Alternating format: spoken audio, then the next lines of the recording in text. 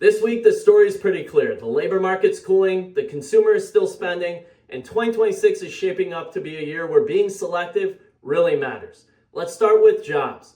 The unemployment rate moved up to 4.6%, but I want to put a big asterisk on that number. Because of the federal government shutdown, we're dealing with messier than normal data, including a missing month of household survey data and some unusual statistical noise. So directionally, still points to cooling, but it's not a week to overreact to a single headline.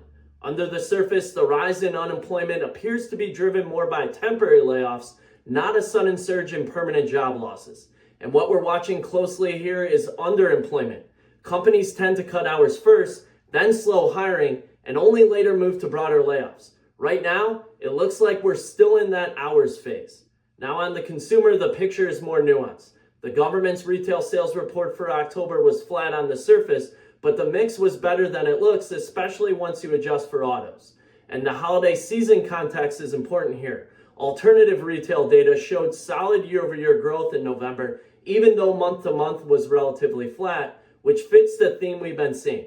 People are spending, but they're being more intentional, more deal-focused, and more value-conscious.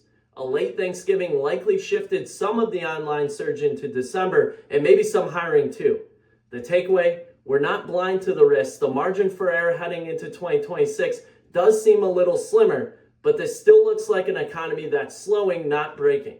That likely keeps the Fed on hold near term and puts extra emphasis on the next clean read on the data in January. For portfolios, the playbook stays the same. Stay diversified, stay disciplined, and expect a more mixed economy where some areas hold up better than others. Thanks for tuning in. We'll see you next week with more insights.